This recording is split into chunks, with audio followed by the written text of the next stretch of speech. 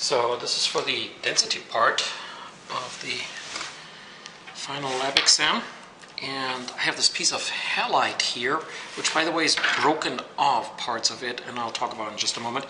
So all I have to do is put it on the scale. The scale reads 18.1 grams, and now I'm going to measure the dimension. This is almost a cuboid, so the shortest dimension that, okay, actually not, it's the width that I measure, and that one is 2.1 centimeters.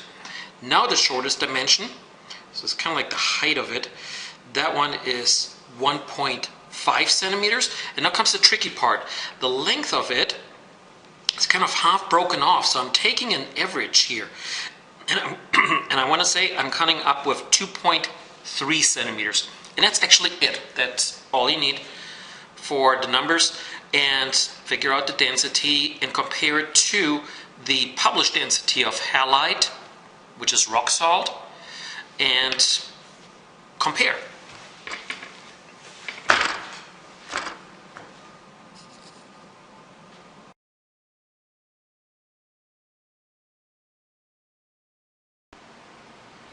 Alright, pendulum obviously, and I'm going to start the stopwatch right now. Okay, 1, 2, 3, 4, 5, and of course you can count too and use your own stopwatch. 6, 7, 8, 9, 10. I counted the bricks, 11. I came up with, that's 12. I came up with 33 bricks. 13, 13, 14, 15. Each brick is 10.1 centimeters. 16. So a total length of 17. A total length of 18. 19. 20. Okay, total length of 333 centimeters, and I stopped 72.67 seconds. And this was quite a chore to set this up, as I wanted to get a really long pendulum, and then I really didn't have much to rig it up with, or I was too lazy to return to the lab. Anyway, up there it is. I hope we can see that. It's actually really rickety, which makes probably not for a good length measurement. And then I had to push it off from the wall because it was so close and so on. Anyway, so these are the measurements for the pendulum. By the way, this is the setup of the pendulum from above.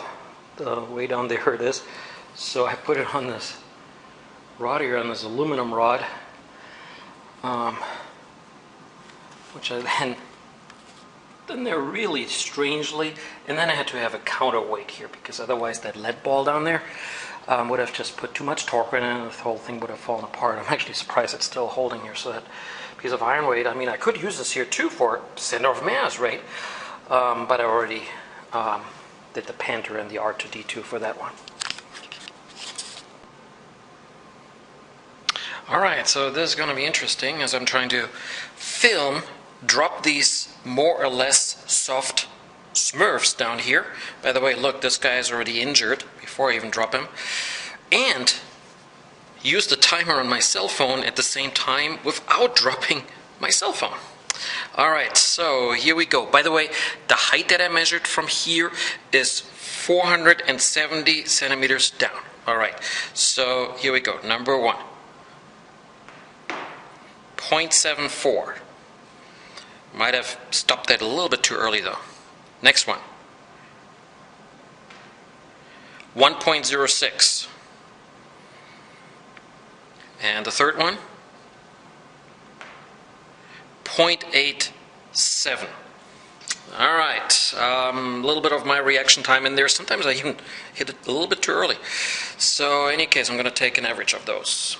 That's actually it.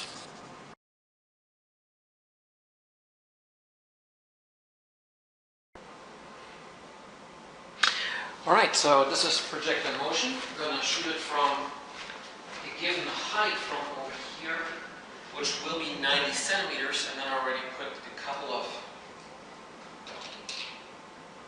meter sticks down there, kind of. I did measure their distance as well. So I'm going to shoot this horizontally, have this little Nerf gun, and let's see where it ends up. All right. Okay, I have to replace it later when I'm done. And then measure the distance. Whoa, okay. That's going to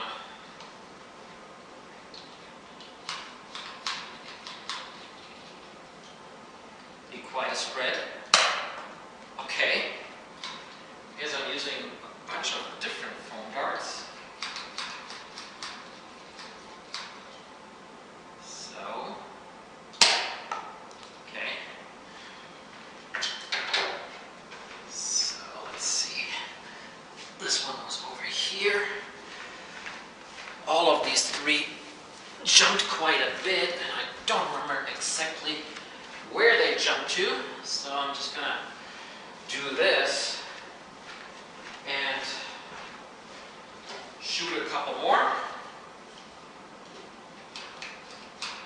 just for good measure. Alright, it's way long there.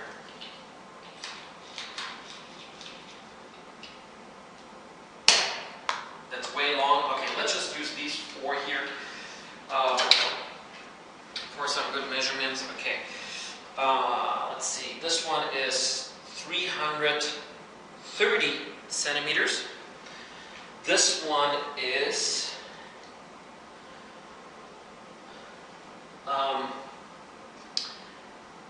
480 centimeters.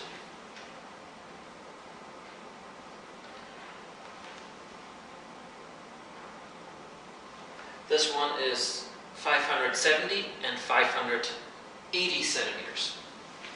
So as I said, quite a spread.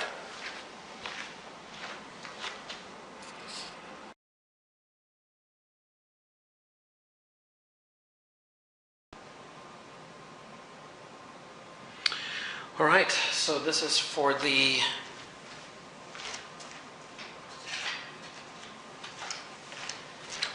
center of mass part. And I have hanging here R2-D2 and a Black Panther, and I'm measuring the distance, the distances, the lever arms. So from the pivot point, which by definition is 0, I'm going to measure to the right to the Panther, and I'm getting a distance of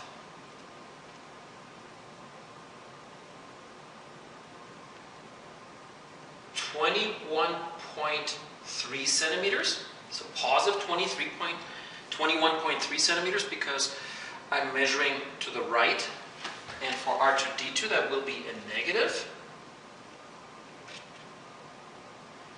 And I'm measuring 28.5 centimeters, and then the middle of the rod is over here, and it's to the left, so it's also negative. So this one comes out to 4.3 centimeters. And now I need the masses. I don't need any other measurements, as you know, because the length of the string is irrelevant, and this piece over here is also irrelevant. So here is the mass of the Panther.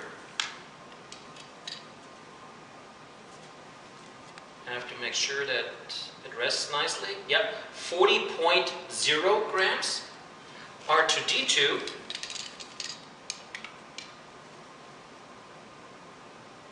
29.0 grams. And the rod is going to be a little tricky. No, actually, it's okay.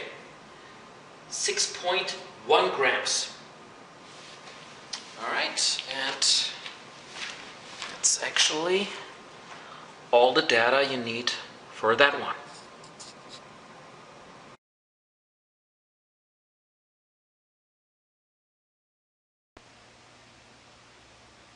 Alright, this is the hydrostatic pressure. So I'm gonna remove the lid here, and as you can see it comes out.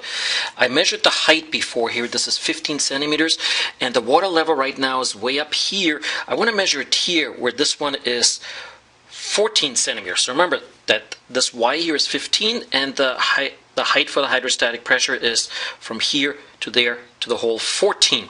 Okay, now I'm going to wait here until I reach the bottom part of it, and I'm going to read off, and I'm reading off right now 20 centimeters. So those are really the only measurements we need.